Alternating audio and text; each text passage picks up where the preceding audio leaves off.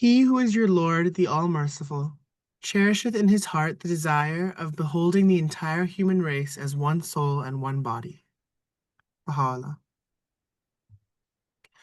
O children of men, know ye not why we created you all from the same dust? That no one should exalt himself over the other. Ponder at all times in your hearts how you were created. Since we have created you all from one same substance, it is incumbent on you to be even as one soul, to walk with the same feet, eat with the same mouth, and dwell in the same land.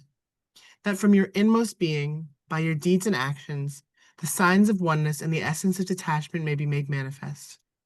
Baha'u'llah. A fundamental teaching of Baha'u'llah is the oneness of the world of humanity. Addressing mankind, he says, "Ye are all of leaves of one tree and the fruits of one branch." By this it is meant that the world of humanity is like a tree. The nations or peoples are the different limbs or branches of that tree, and the individual human creatures are as the fruits and blossoms thereof. In this way, Baha'u'llah expressed the oneness of humankind.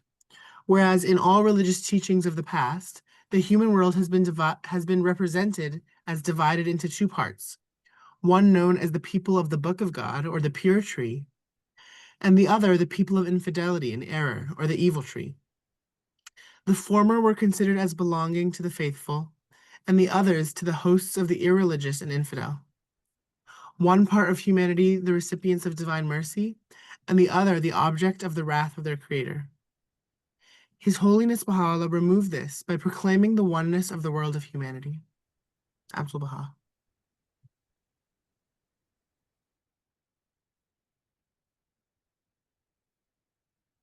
Thank you. So today we're really happy to have Dr. John Woodall, and he'll be talking about pathways to unity, from division to healing. Dr. Woodall is a psychiatrist, formerly on the faculty of Harvard Medical School. He was director of the State Department refugee relief effort in the Balkans after the war there. He convened the Task Force for Accountability for War Crimes in the Balkans at Harvard's John F. Kennedy School of Government, and advised the U.S. Senate and the International Criminal Tribunal on war crimes issues stemming from the Balkans War. So with that, I'm happy to hand it off to Dr. Woodall. Okay, Mane, thank you so much. It is so wonderful to be with everyone today. Thank you. I wanted to just acknowledge first all the friends who've joined today. This is a time of great confusion and division and worry, fear even, for the times we're in and our futures. But everyone who's come here today is you've sort of voted with your feet that you're interested and committed to finding a way through this terrible time that we're in. So I'm grateful to you for that. And so you'll forgive me for my bumblings as I kind of share some thoughts with you. But I think we're ready, more than ready, past the time of being ready, where we need to be enacting something new and reviving for our own lives, for our families, our neighborhoods, the country, and the world. So what I want to do with today's presentation is just give a very big overview. And then we had talked about 3 subsequent talks that will amplify some of the main points I'm going to make today. So, all right. If you don't mind, I'd like to start with the story. It happened in 1989 when I was on the island of Cyprus, and I was thinking about how it happened that the Greek and Turkish Cypriots on that island came to such conflict. You may not know the history of it, but it's very similar to what's going on with the Palestinians and Israelis, where the two sides have not gotten along at all. In fact, there was a big war, several of them, but the last one was in 1974, and it resulted in a wall between the two sides, and the Turks on the north and the Greeks on the south. And so I was studying at the time the idea about the connection between identity, unity, and justice, this idea, because it's a central idea in Baha'i thinking about unity. How do we bring the world that is so divided into a larger unity. And I thought, well, I have some ideas about how that happens, but let's also look at the pathologies. As a physician, that's how I think. How do we remove pathologies, but also how do we create health? So in a larger sense, in between communities and nations, I was doing academic work on how did that conflict happen and what would it take to fix it. So it just so happened that I happen to know another psychiatrist who was a Turkish Cypriot. In fact, that's one of the reasons I went there. And he gave me a sort of a letter of introduction to the president of the Turkish Republic of Northern Cyprus. So when I arrived in Cyprus, you actually land in the airport in Nicosia, which is in the south, in the Greek side. So I presented myself at the checkpoint that divides the south from the north, the Greek part from the Turkish part, and I came to the guards, and they said, "Well, where are you going?" I said, "Well, I'm going to go to the other side." And they said, "Why?" And I said, "Well, I have some meetings, and I'm going to be going over there, and I have this letter, and so I'm going to go over." And they held me up. They didn't want me to go over, but they had no reason to hold me, so they let me go. And then I got to the middle of the checkpoint where the Canadian guards were, and they said, "Yeah, go ahead, just go ahead." So they didn't have any problem. And then I got to the Turkish side, and the Turks were, "Oh, you're here to see the president? Okay." Well, so they called the palace, and they said, "This gentleman's here, and what should we do?" And they said, "Well, we'll be right by with the car to pick him up to meet the president." So car shows up, takes me to the home of the president, and I get out of the car, and he comes out with an apron on, and he's holding a wooden spoon to stir, like, a meal, and he's got all these kids around him, and he says, "Oh, I'm making lunch for my grandkids. Come back in an hour or two." And he says to this woman who is with us, he says, "Take him to the Museum of Atrocities and show him what happened. So when we speak, he'll have context." Okay. So we get in the car again, and she takes me to the Museum of Atrocities. And in this museum, it was breathtakingly horrible. Pictures of Greeks taking Turkish homes, rapes and murders, and horrific killing of people who had been neighbors prior to this ethnic upheaval.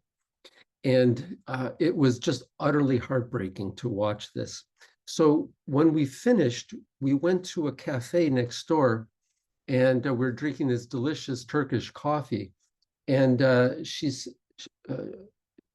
said to me, "Well, what do you think?" And I said, "My heart is so burdened. It's such a heartbreak to see what happened to the Turkish Cypriots and what you went through. But can you tell me, what is it that the Turkish Cypriots want?" And she put her cup of coffee down, and she put her finger up, and she said, "It's very simple. All we want is peace, but peace with justice." So this idea of justice, all they want is peace, but peace with justice. So keep that in mind. So then we finished our meeting. I met with the presidents. A lot of things happened that are another story. And then I went back over to the Greek side, and I met with the Greek president. He didn't have an apron on. He wasn't cooking a meal for his grandkids, but he said the same thing. "Welcome, you're very welcome. Thank you for coming." And then he said to his assistant, "Please take him to the Museum of Atrocities." The Greeks had one too. So we went in the car, we drove to the Museum of Atrocities, the atrocities that the Turks perpetrated against the Greeks. So we walked through this heartbreaking scenes of Turkish soldiers killing Greeks, and rapes and murders and house destructions, and people being pushed from their homes. Very, very heartbreaking inhumanity and cruelty. And when we were finished, we went to a little cafe right next door and we had some coffee. And the woman who was showing me the museum, she said to me, well, what do you think? And I said, well, it's just utterly heartbreaking to see what happened to the Greek Cypriots and the losses that were sustained and the heartbreak of it all. And I wonder what it is that the Greek Cypriots want as a result. She put her cup of coffee down and she says, it's very simple. All we want is peace. But then the finger went up, but peace with justice. The two sides both had their stories of anguish and injustice and cruelty perpetrated by the other side. They both said they wanted the same thing, justice. But here they were, completely divided from each other. So, hold that thought, because both sides could be said to be aggrieved, and both sides have legitimate concerns, and both sides want justice. But they define justice by what was just for them, not what was also just for the other side. And this is a key point about justice and the idea of unity, that it's our identity that defines what we think is just. If we're the only one included in our definition of ourselves, we only think about what's fair for us. We don't think about what's fair for the other person. Now, after the work I did in Cyprus, I got on a plane and flew to Jerusalem for a conference of the International Society of Political Psychology, where people like myself and psychologists, they think about the psychological dimensions of international relations and conflict. So I was at the conference, and a bunch of us were in Tel Aviv, and we were finished a session. We were all going to get on a bus and drive to Jerusalem. So I was with a friend, and we're walking along it to get into the bus. And she turns to me and she says, if we could only figure out the key to solving the problem here between the Palestinians and the Israelis. And I said, well, it seems, and then we're stepping into the bus and going down the crowded central aisle of the bus. And I said, well, to me, at a minimum, we have to begin with finding some common definition of humanity, because that will help them with developing a shared sense of justice. And I said that just as we were sitting in our seats. And just as I said that we need to create a shared sense of identity so that there will be a shared sense of justice, just as I said that, as we sat down, and she looked at me and she said, huh? Like she didn't understand what I was saying. And right at that moment, a man, I'm sitting on the aisle seat, my friend's sitting against the window. Just at that moment, this gentleman came by with his suit coat in his hand, and he said, excuse me. And he went right in front of me and her and hung up his coat in front of our window, so we couldn't see out our window. And I said to my friend, there it is right there. He doesn't see us as part of his identity. So therefore, he doesn't see that what he just did is unfair. So we think it's unfair because we have a separate identity from him. So if we say to him, what's the deal here? How come you're being so rude? He might say, rude? What are you talking about? I said, excuse me. So his sense of justice and our sense of justice are going in different directions because we don't have a shared identity. Okay, so it seems to me that the issue begins with this core principle of the Baha'i faith, that we are one. And it's not just a belief system. It is that, but it's more than that. It's a reality. We are one species. There aren't separate species. We are one human family, and we are integral with the planet. Right? We are organic with the systems of the planet and with each other. And the problems that we see in the world right now are a result of identities that aren't inclusive. Right? We have been seduced, I call it the exquisite seduction, that our own sufferings or our own traditions keep us locked into these very rigid kind of identities that don't see the other as counting, or they don't count as much, So our sense of justice is just for our own needs and not anybody else's. So as a result, the Dole Food Company can go to Central America to plant huge swaths of palm trees, clearing out vast areas of villages and forest area, paying the campesino, the farmers, $100 for their land. They move into the cities with no job, no infrastructure, no way to support themselves, no education for their kids. The cities become overcrowded, overrun with gangs and violence, and the same family now comes to the American border to find refuge, but they're rejected because they're not part of the identity group. But it's Dole Foods that got the ball rolling in the first place. So we have these causes of problems that are global in nature with consequences that are global, and we're trying to solve them with national solutions, and it won't work. If there's a fire in my kitchen and everyone in the house retreats to their rooms and locks the doors and says, well, you can't get in here, the house will burn because it's a systemic problem. It's all of our problem. And this idea of seeing ourselves as one family and as one planet is first. It is the single most important issue. And we're going to talk about that more in the next sessions. But I wanted to make that point that was made so beautifully in the quotes that were read earlier by Bayan and Mania. So the quotes that say, for instance, the earth is but one country and mankind its citizens. Ye are the fruits of one tree and the leaves of one branch, humanity. But I wanted to go before that and talk about something very, very fundamental that is missing in our culture, and something for which our culture in the West, especially here in the US, have very limited language for. And as a result, we have a very limited value for. And that is the idea of love, the idea of the basis of our being, the basis of our lives and our relations to each other and to the world at large is founded on a love, an exquisite love, an eternal love that in Baha'i thinking has always existed and always will exist. And it's been nurturing and guiding humanity throughout history. And that this idea that has led, let me back up. Now, this is the psychiatrist in me. What's happened and what happens in human psychology is that when we suffer, our brainstem kicks in, right?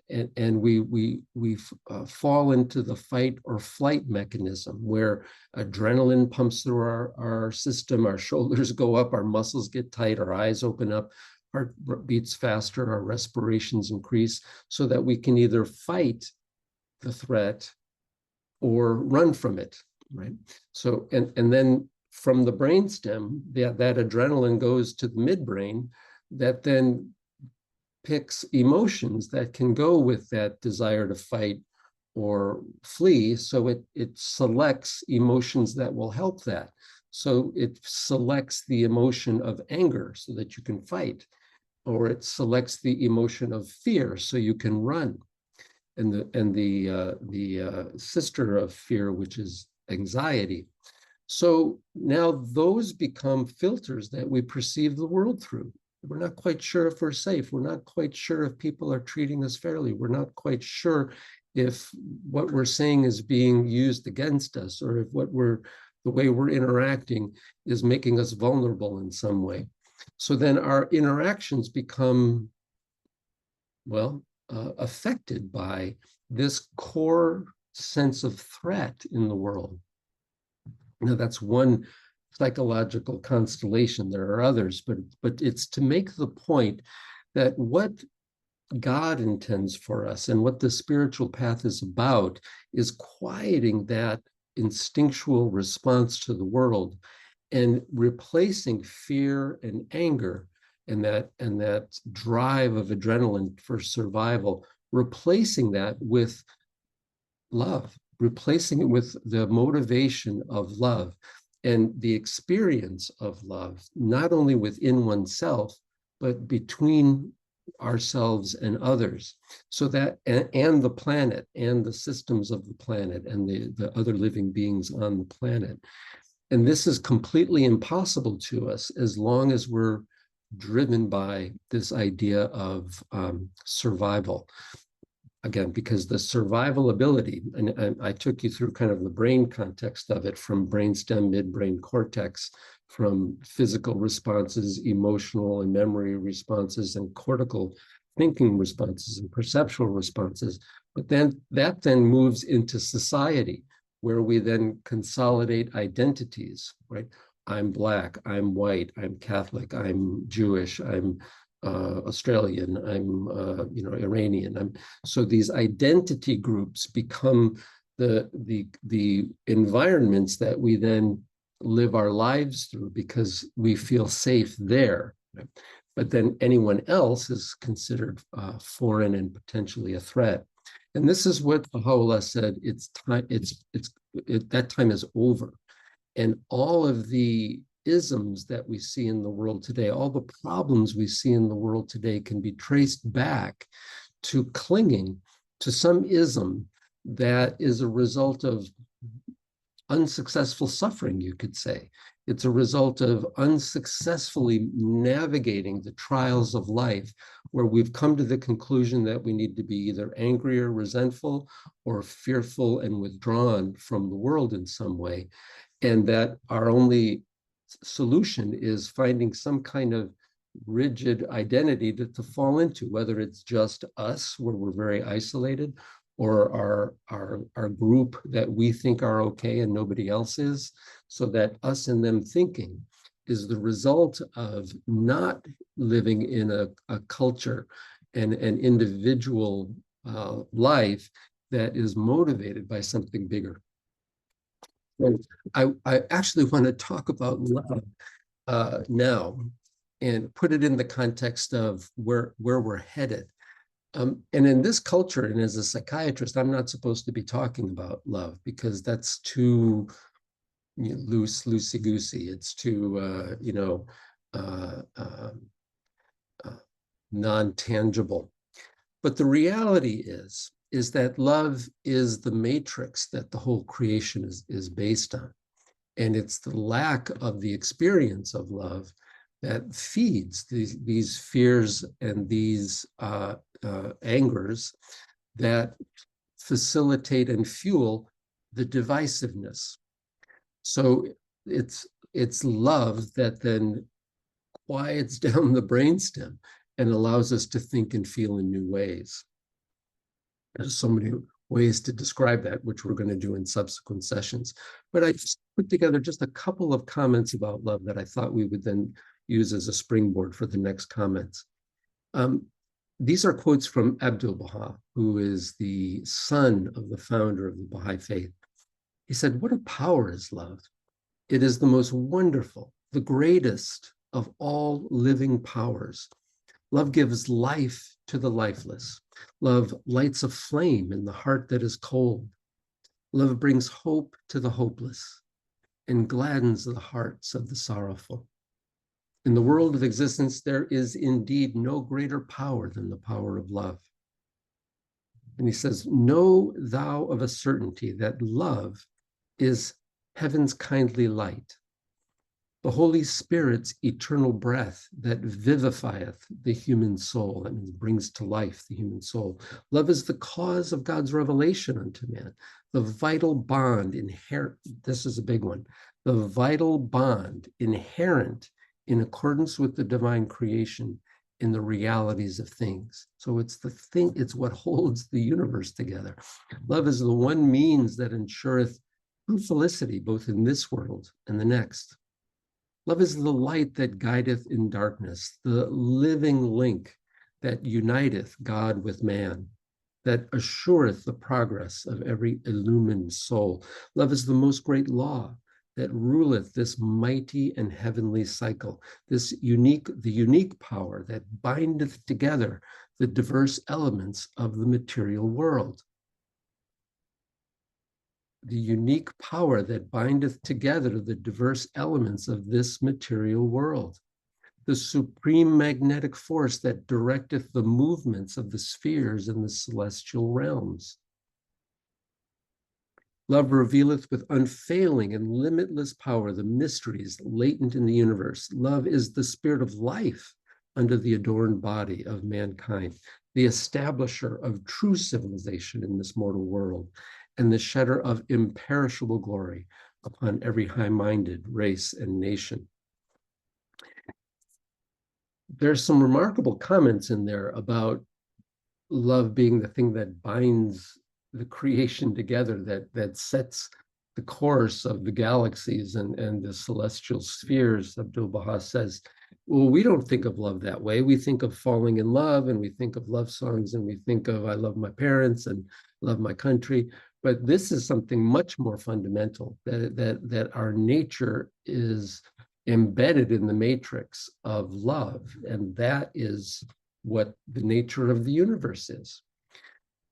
So the reason that's an important concept, and not just a concept, but the reason why returning to that understanding throughout our lifetime and kind of bathing in the nurturance of that idea of being connected to all things, that each of us is an integral part of this creation, and we have a purpose and a meaning and and a destiny, each of us, that we are entitled to, and that we are responsible for. That notion quiets fear, and it quiets anger, and it allows latent capacities in us to flower. And that's the next point I want to make about love, is that the way love expresses itself in the world is through increasing unities, right? So, for instance, well, just a simple one with a man and a woman come together, they make a child, and then now it's a family. So that one, and then two, and then three, and however many, and then over time, those circles keep expanding. In the physical world, you can see, if one were to take, for instance, hydrogen and oxygen, and if you knew all the properties of hydrogen and all the properties of oxygen, there's no way you could predict the properties of water when you put them together, because there's something called emergent properties, that the unity of these two things creates a third thing, or not even three things, but many things. It creates water that can be a solid, a liquid, a gas. It's the solvent. It's a universal solvent. It's the environment for life. It's necessary to sustain life, and it's the outcome of life. All of these things, from putting together two things, you get these, what the scientists call emergent properties. And my take is that the progress of human civilization over time has been the process of observing love expand into greater and greater circles. It's one perception of life that Baha'is talk about as a progressive revelation, that humanity has been evolving in its cognitive abilities and in the abilities to love in larger and larger circles. And what Baha'u'llah, the founder of the Bahá'í Faith, says, that these expansions in our ability to appreciate larger senses of unity, the expression of greater and greater degrees of love, is caused by the appearance of what Baha'is call a manifestation of God, which we know as the founders of the great religions. And it's beyond the scope of this presentation to talk about the nature of these historic and illumined beings. But the idea is that when they come, they speak a universal truth. And that universal truth is this idea of universal love and all of its various manifestations, how that love shows up in the human soul and in society. And so the founder of the religion speaks about this nature within us and this connectedness we have with each other, and then formulates it in the context of that historical moment.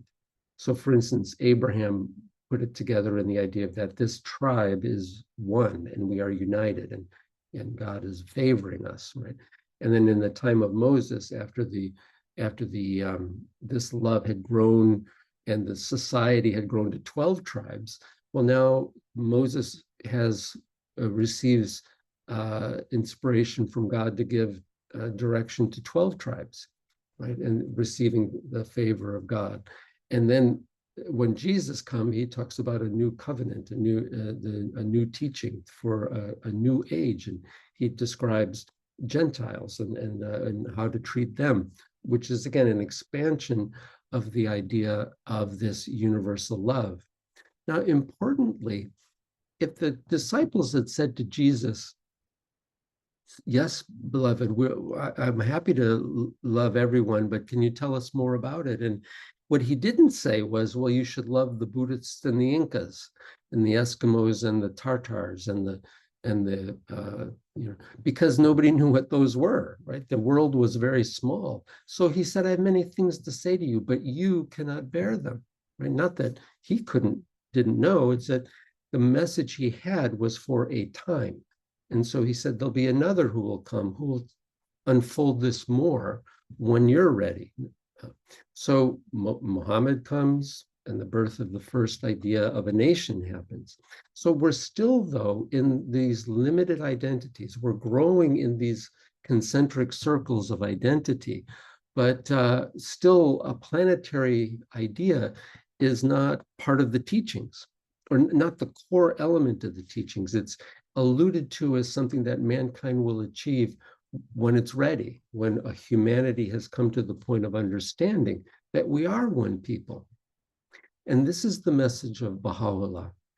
Baha'u'llah is the latest of these founders of the world's great religions, the latest of the mouthpieces that Baha'is feel has come from God to bring us into an age, a global age, where this idea of love and its expression in unity can now envelop the whole earth.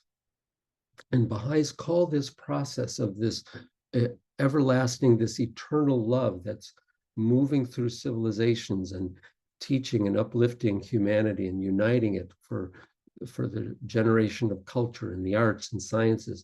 This process throughout history is called the covenant. And this covenant is something that we have with the Creator. We are a part of this covenant. We are brought into this covenant at birth. We are a part of the matrix of all that is, and all of the love that this universe holds is our birthright, right? And the unfolding of that love now as a human family, that's the work we are about now. So now, having said that, now going back to the idea about what happened in Cyprus, if we are to ground our sense of identity in this idea of the infinite love of God that binds us with all the universe and with each other and with the systems of the planet, if that's the case, then if that's how we ground our thinking and our heart and our motivation, then our purpose in life becomes to facilitate that, to serve that, right? To serve that love and that unity, to serve with that love in our hearts, to increase the unity. So this is really the core notion for Baha'is in service to the world, that our work itself is a form of worship because it's an expression of service in the world with this love. Now, what would this mean then to our ideas of justice? You know, all of us have seen in the news the way Russia is portrayed, or Ukraine is portrayed, or South Sudan is portrayed, or Syria, or the Israelis and the Palestinians, and we're always being asked to pick a side, to pick someone we identify with, and not the other.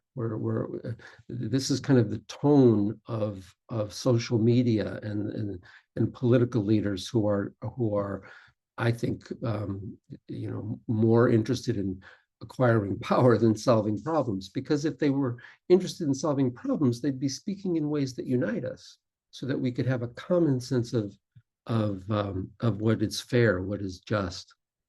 So to me, this is the chief dilemma of the time we're in, is that our suffering and the way we've been indoctrinated from our culture and from the information we're allowed to see from the algorithms or from the political leaders is limited, and it amplifies our division. It amplifies how we're separate. It will also amplify the idea that only we're good and these other people don't like their children, and they don't like your children, and they couldn't possibly, have your best interest at heart. So these are not sustainable ideas for a culture, right? So it's a Baha'i perspective then is to try to really pull your energies out of that kind of thing, because what's happening on a global scale, as Baha'u'llah described, is that this pattern of evolution of the spirit, of love, the expansion of culture is moving to a global level. We already are one species. We already are seeing the consequences of addressing global issues with nationalist or racist or sexist or partisan views or one economic model, whatever it might be. These isms are killing us. So the work of the time we're in is to expand our identity and begin the process of seeing what justice really looks like for a new world. So now, friends, I've kind of taken a long course to talk about the dynamics of an individual and how we as individuals are prone to, and even wired for neurologically, to respond to the suffering in our lives with fear or anger. It's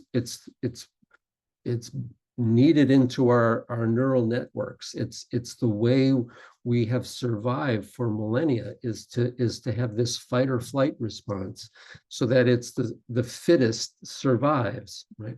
And so one of the things that the Baha'i Faith is talking about is that has gotten us to this point, stumbling and reeling with its benefit and consequences of domination and oppression and unfairness in the world, but that a new direction in human evolution is necessary at this point, that requires the best of our humanity, where we abandon this survival of the fittest notion and see that our survival is really dependent on our recognition of our oneness and our learning new methodologies of dealing with problems.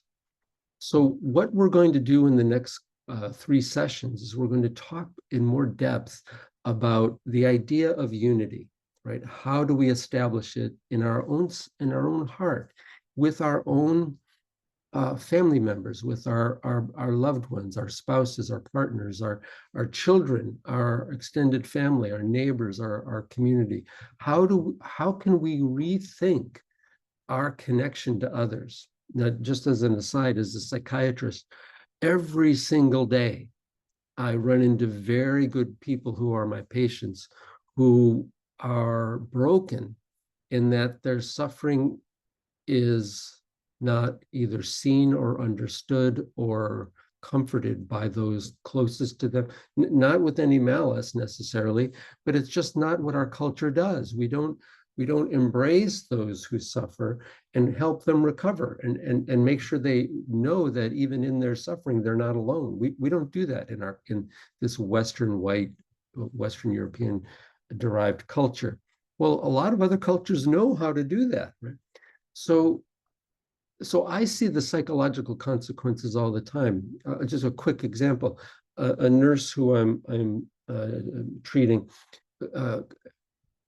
was talking to me about feeling empty when she comes home from her overnight nursing shift, where she's taking care of critically ill people all night long, not just one, but many, and they're chronically understaffed.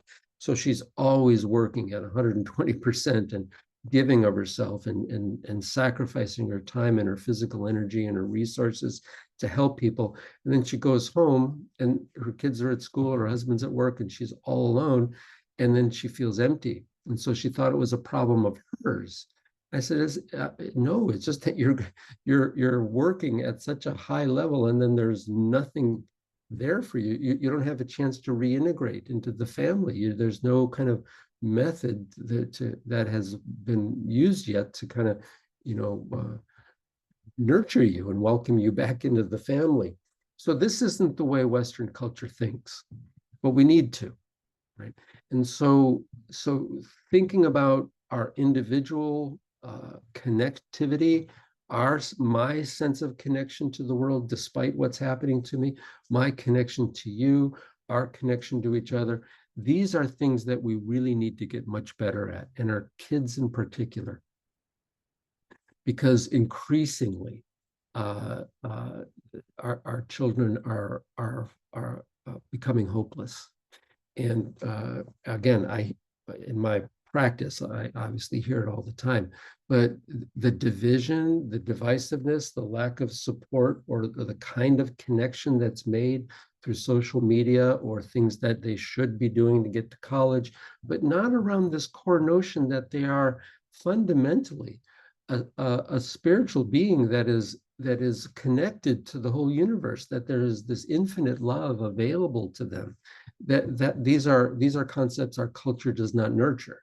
So we have lonely kids, we have desperate kids who would prefer to die than to be in a world like that, which ironically is a sign of how much they are yearning to be connected, is the degree to which they feel broken.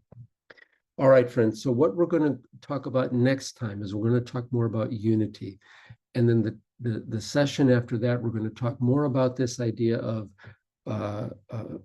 liberating the mind from stereotypes and isms and false beliefs, like this nurse, for instance, falsely believing that she was unlovable or that she was doing something wrong, when really it was the culture that really had not supported her. Right? So reframing things, not in so much pathology that feeds the division and feeds the sense of isolation. So, and then finally, we're going to talk about a fourth session. We'll be talking about how we communicate with each other. How do we present ourselves in consultation with each other? How can we use this new notion of identity that is based on our connection with the eternal covenant of love? How can that sense of love, how can we nurture it in each other? And how can we use problem solving in the way we speak to each other to bring out this love in each other and this connectivity? So problem solving isn't something that separates us, but it's something that brings us more intimately together, whether it's with our spouse, with our kids, with our extended family, neighbors, work, life, or socially. So that's where we're headed. And I've taken up a lot of time. So, all right, friends, thanks for letting me ramble here. And if you've got some thoughts or questions, I'd love to hear them. Thank you so much. So if people have questions, you can put it in the chat. The first question is, based on your description of the people and places you've attended around the world, what would your psychiatric diagnosis of the collective condition of humanity be, and what would be your prescription? Wow. Well, well, it's not in the DSM-5 or 6. It's much more fundamental. It's a really good question, and I don't pretend to have the full answer, but I think we've been talking about it. I think that at a minimum, human beings have lost a sense of what it means to be a human being, right? That we're defined by what we do or our social circumstance, or but not by our birthright. Veiled in my immemorial being and in the ancient eternity of my essence, I knew my love for thee. This is one of the hidden words of Baha'u'llah. It's saying that before creation even happened, God already knew his love for you. And he says, therefore I created thee and have engraved on thee mine image and revealed to thee my beauty. So these ideas, not just as beliefs, but that are as experiences, that we've felt that kind of love, that we've facilitated it for each other, that we've been that love for someone who needs it. There's an amazing quote of Abdul Baha where he says that you should train the child in the divine love and have them tremble with joy. Tremble with joy. It's an amazing quote because it's actually neurologically exactly what an infant needs. An infant needs their nervous system awakened to their connection to everything. And most of the pathology in raising a child is that they don't feel connected. They feel like they've done something wrong, and and so they've got to compensate for being inadequate or being a bad child or not a good son or daughter. And so, and then it just follows from there. But if they've trembled with joy from love, then there's a different identity that develops. Life's not scary. Life's wonderful. And you enter it with curiosity and gratitude as opposed to shame and fear. So even as a parent, changing the way we, or adapting the way we raise our children with this covenant in mind, that this covenant of love is really what we flourish with. So I think that's a really good start. But from that, you can build systems, communities that work cooperatively and creatively and in a united way. And then you can build institutions that are actually responsive to human need and not just the acquisition of power and regulations and things. So the Baha'i system, the administrative system, is really based on this notion that our human experience is integrated. It starts from our heart and then proceeds to the hearts of others, and then social systems added to that. So this notion is fundamental. Thank you. The next question is, what is the true meaning of community? I think people often have a superficial understanding of this word. What do you think? Can we ask the person who asked? That's a good question. Yeah, you could put your answer in the chat.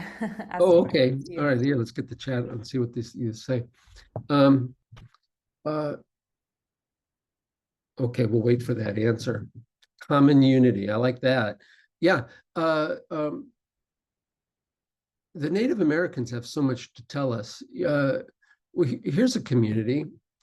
So the Inuit, when a mother is pregnant with her child, in the last month or so of the pregnancy, she goes out into the wilderness on her own for however long it takes, a day, an hour, a week, and she prays, and there's songs that are sung, there are, traditional songs, there's rites that are performed, and she does this until she intuits the song of the life of the child she's carrying, because they assume that every child their purpose of their life will be to live out their song. So the mother comes up with the song, and then when the child is born, she teaches the song to the whole tribe, right? And so everybody's got a song, everybody knows everybody else's song. So then let's say something happens to me, or I do something really evil or dangerous or something that hurts someone else. What they do is they gather together as a community, and the whole community will sing my song to remind me who I really am, because I forgot, because I did this bad thing, which means I must have forgotten who I really am. That's a community I'd like to be a part of. So this idea that we're all on this path of bringing out this divine love in each other, right? We're going to talk a lot about what that means in terms of letting go of ideas or preconceived ideas or traditions or orthodoxies that limit that understanding, and also the way we communicate that might hamper our growth together as a community. So that's what the next topics will be about: critical thinking, or investigation of truth, and consultation is what the Baha'is call it. Thank you. Another question is, based on your understanding of love and unity as a remedy for injustice, do you foresee the emergence of collective treatment of families as one system in the healthcare field? What inspires this question is a quote of Abdu'l-Baha, which says, "The injury of one shall be considered the injury of all." Yeah, and in fact, that kind of family therapy already exists, and group therapy, not with the same language, but very much that what affects one affects all. I'll give you one quick example. A metaphor that I was trained with 40 years ago was that a family first of all, there's the assumption that there probably isn't a family that's doing everything right all the time, right? So we're all kind of working together. But what a family is, ideally, it's a context, it's a protective space where you can work your stuff out with this love and the consultation without being shamed or humiliated. And so we're helping each other perfect each other. So, but when a family doesn't do that and is kind of stuck in roles, here's the perfect child, here's the wayward child, here's the alcoholic parent, here's the savior mother, or whatever it might be, people playing roles. They say that's kind of like if you could imagine people sitting on the gunnels of a rowboat, right? Not in the seats of the rowboat, but on the edge of the rowboat. And what's holding them in the boat is a rope that's strung between everybody. And you're all holding onto the rope. And you don't want anyone else to move. You want them to stay in their role, because if they change their role, they let go of the rope, everybody goes into the water. So that there's an incentive for people in a family not to change, because it means if you change, I have to change. If you're not the one we blame everything on, then I might have to look at my own life. Or if I'm the one who has to stop being angry, then that means I have to be vulnerable with you, right? So the idea is there's usually one heroic person in a family who's willing to let go of the rope, and then it's the family's job to get back in the rowboat, sit in the seats, and actually row it. So there's all kinds of methodologies to do that. I think it's wonderful if the methodology can be based on this idea of this covenant of love that we all are a part of, that we are unfolding together. And so it's not judgmental. It's really just like this Inuit tribe that you forgot who you are. Let's get it. Let's all remember who we are and row this boat together. Thank you. So the next question says, but most of us identify with our skin or our culture. How do we elevate our minds to identify with God? I think you elevate your heart first. One of the wonders of the Baha'i faith are the amazingly beautiful and instructive prayers of the Bab, Baha'u'llah, and Abdu'l-Baha. They're not just exquisitely beautiful, but they're deep instruction on how to present oneself to the divine, or what happens when we do so. So, and it's a process of unfolding, but I think the key is maybe to read the stories of Abdu'l-Baha in America, like the story in Howard Colby Ives's book about how Abdu'l-Baha taught him how to pray. What's his name? What's his book again? Howard Colby Ives. Sue, maybe you'll remember. Someone will remember. But I think we need instruction on how to pray, or how to be present for this love, right? All of the obligatory prayers are guides to that. So I think kind of letting go of the notion, portals to freedom. Thank you, Ed, or thank you, EJ, hi EJ, and Sohelia. learning how to pray, I think, is at the core of it. Like how to let go and trust, how to let go and see that all of the universe, all of creation, and all the forces of the universe are there to support and nurture and protect and guide us. And the long healing prayer is another great example of that. But the Baha'i writings, I think, are enormously instructive on how to have the experience of that covenant flowing through you, that it's not just a belief. I think the more we keep it as a belief system, the more we keep ourselves separate, actually. But it's inviting us to take our vulnerability, to take our struggle, to take our fallibility and all the foibles and mistakes we've made, and be vulnerable and open to God for guidance, and to turn shame into humility, right? When we don't really trust God, we're filled with shame and fear, right? Because I should have done something differently, or if only I knew. So we turn our kind of natural limitation into a thought that somehow we're powerful where we're not, right? And so instead of shame, the notion of, oh my God, I did this wrong and I've been forgiven and now I'm so grateful, right?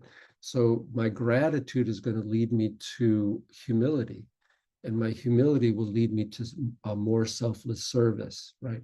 So the prayers help us with that, so that we can let go of the psychological assumptions we make, which are kind of self-prejudices, right? That make us feel that we're fundamentally unlovable.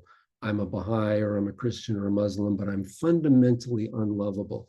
Instead of saying I'm fallible and trying, and therefore in need of assistance, right? And therefore I need you as much as you need me, and then we need each other. So does that make sense? It sets a different trajectory to our struggle, where it's not about shame and fear and then becoming us and them, right? Because my shame must be your fault, right? Or my fear must be your fault, so therefore I'm afraid of you, or I have to protect myself. Instead, it becomes my mistake is a reason I need to be engaged with you in loving consultation and humble inquiry, right? Do you see the difference? So that's why it's really important to see our spiritual path is not about doctrines, right? It's about this spiritual process. Does that make sense? Yes, thank you. The next question is, what do you think is the hardest part about forgiving when someone has really hurt you? Well, you know, I think I might have used this story before with you guys. Do you know the story about Gandhi? A guy comes up to him and says, "Oh, Bapu, I'm so tired of smoking. I want to quit, but I haven't been able to quit. Can you teach me how to quit smoking?"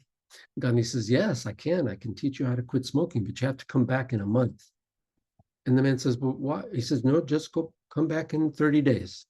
And so man goes away. He's like, "I don't know why I have to wait 30 days." But he comes back 30 days later and he says, "Bapu, you said you would teach me how to quit smoking. I waited 30 days. Can you teach me how to quit smoking?" And Gandhi said, "Yes, I can." He said, "Well, why did you make me wait 30 days? And Gandhi said, "I had to quit smoking." So, so so before I can teach it. So you're asking me how to forgive, and please, friends, it's a perpetual struggle for all of us, isn't it? Especially when we've been deeply wounded. I don't think it's possible unless we have rooted our hearts and our consciousness in the divine love. I don't think it's possible. It has strings attached, or it has a grievance attached to it unless we do. But for it to be truly reparative and healing, it needs to come from a different place. Now, I have some really great stories about forgiveness, but they'll take a little time to tell. Go to my Facebook page. I got one about the Muslim Bosnian refugees. That's a very moving story about forgiveness. Oh, here's what I wanted to say about forgiveness.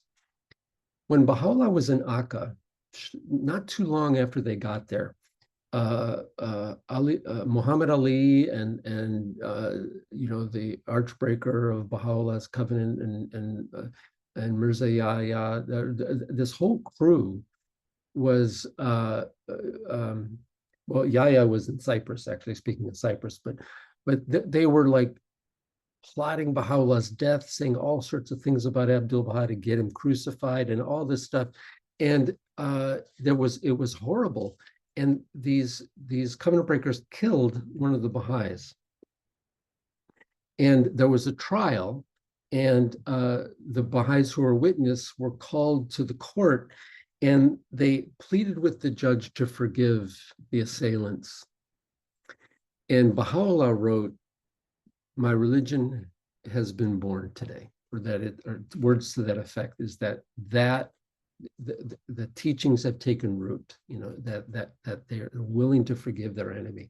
Abdul Baha at Lake Geneva in 1911, when the Sultan's son, who had been responsible for the murder of the 7 martyrs of Tehran, who'd been responsible for that horrific injustice, they happened to run into each other, and the Sultan's son was pleading with Abdul Baha for forgiveness.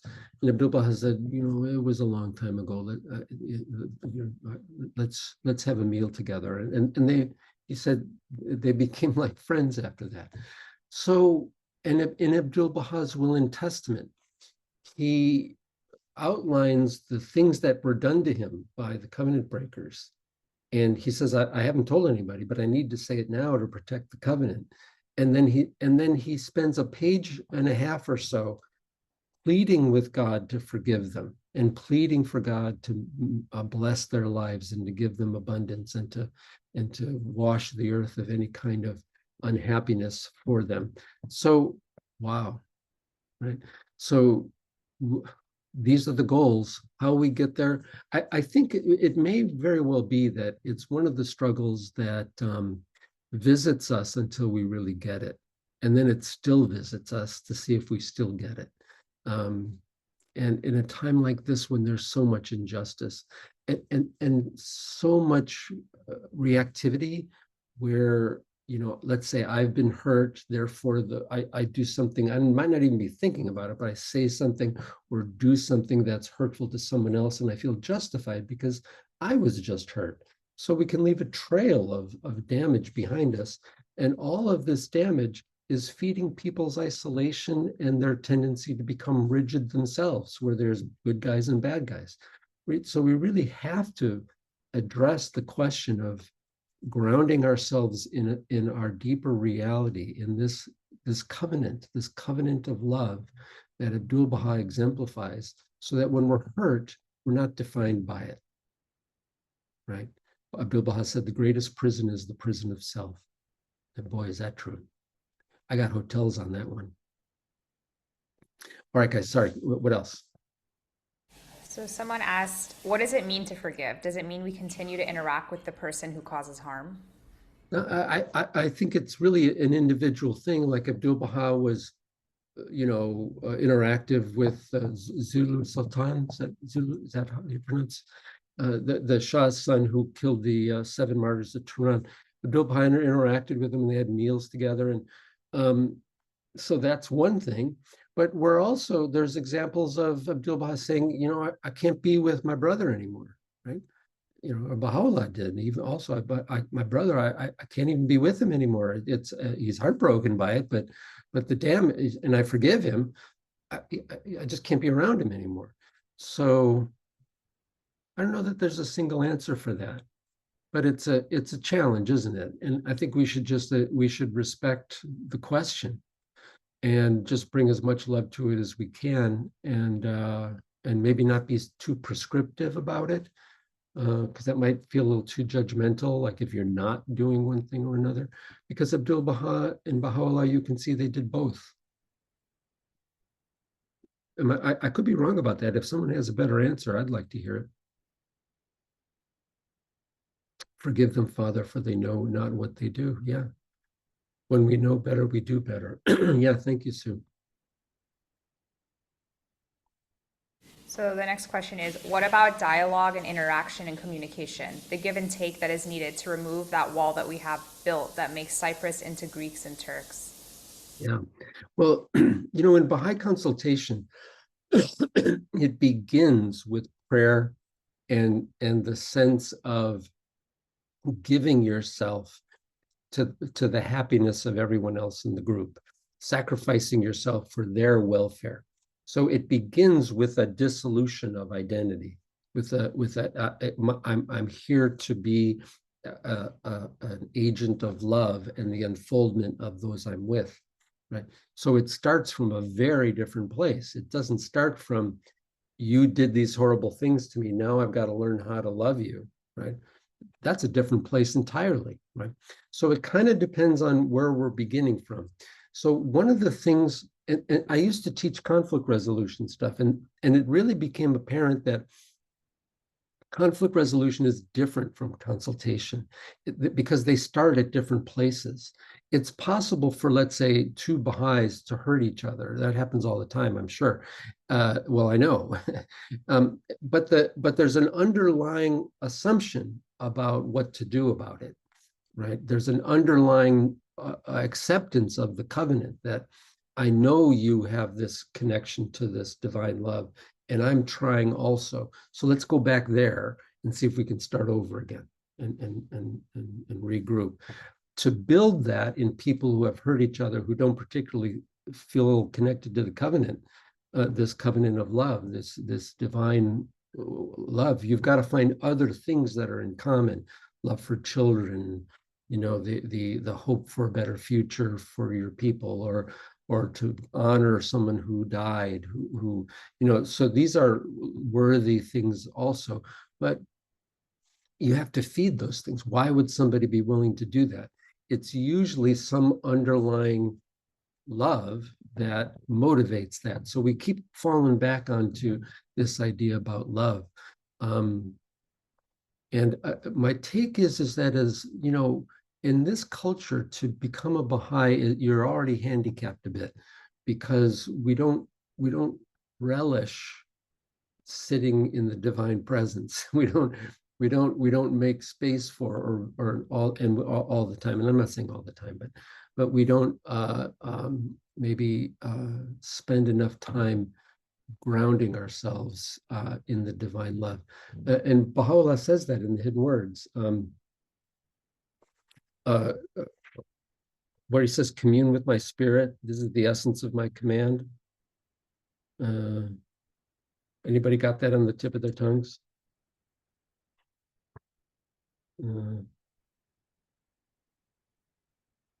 I've got the Hidden Words in my hands here. But if you haven't heard of the Hidden Words, it's a book of short, beautiful verses from Baha'u'llah before he revealed his mission. Forget all save me and commune with my spirit. This is the essence of my command. Therefore, turn unto it. The essence of my command, the essence, right? Turn unto my spirit.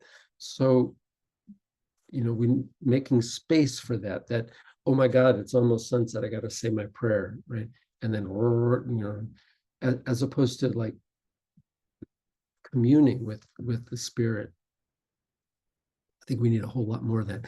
And as the world gets crazier, and it seems to be spinning out of control at logarithmic craziness. I mean, one day is crazier than the next.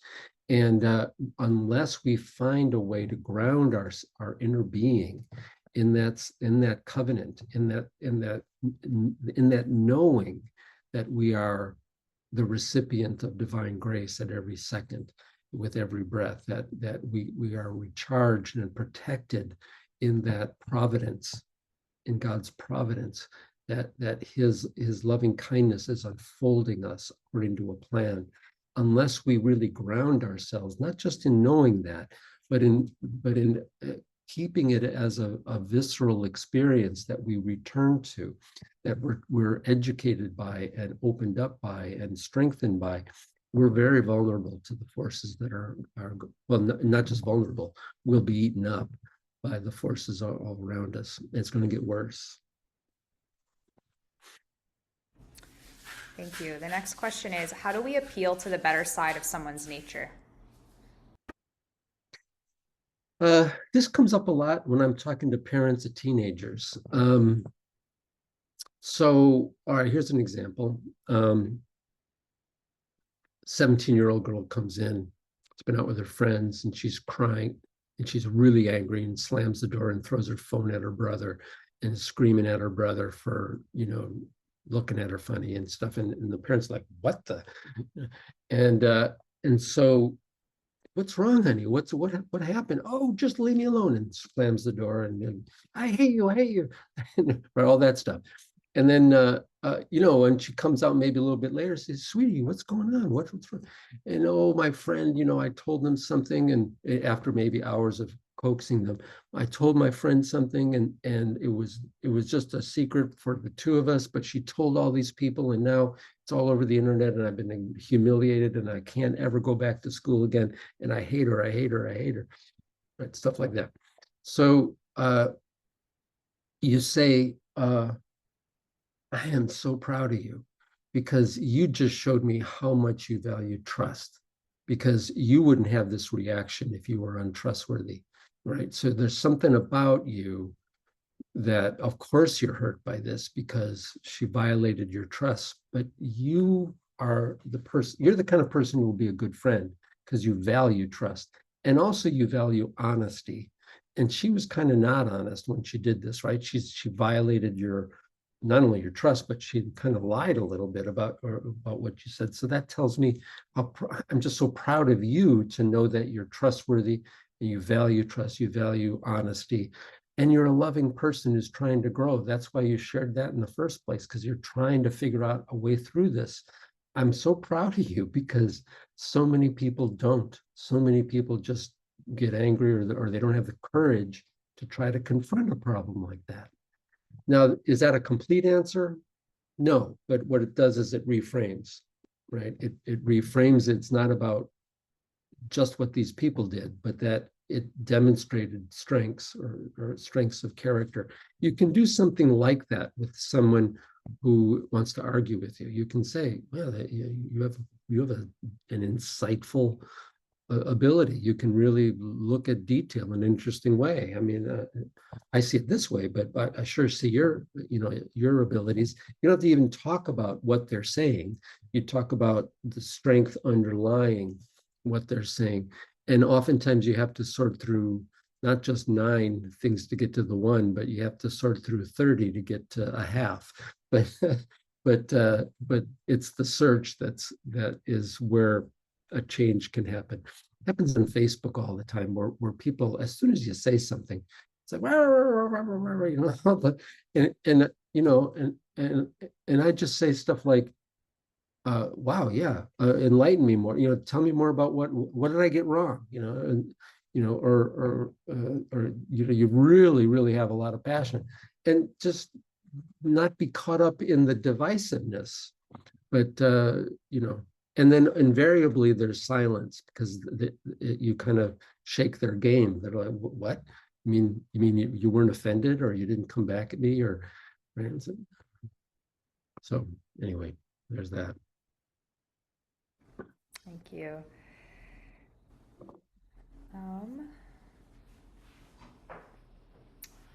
Yeah, I think that's all of our questions, and we're almost at time. So thank you again, Dr. Woodall, and we look forward to your talk next week. And so next week, Dr. Woodall will be talking about pathways to unity, seeing through deception. So hopefully you can all join us again at the same time, 12 p.m. Eastern time. And I'll put the link to our chat if you're not subscribed already to our YouTube channel or our mailing list. Thanks, everybody. And thanks for the comments. And next time, let's talk, I'll talk less so we can talk more. Okay? Yeah. Perfect. Thank you. Thank you, everyone. See you next week. Bye.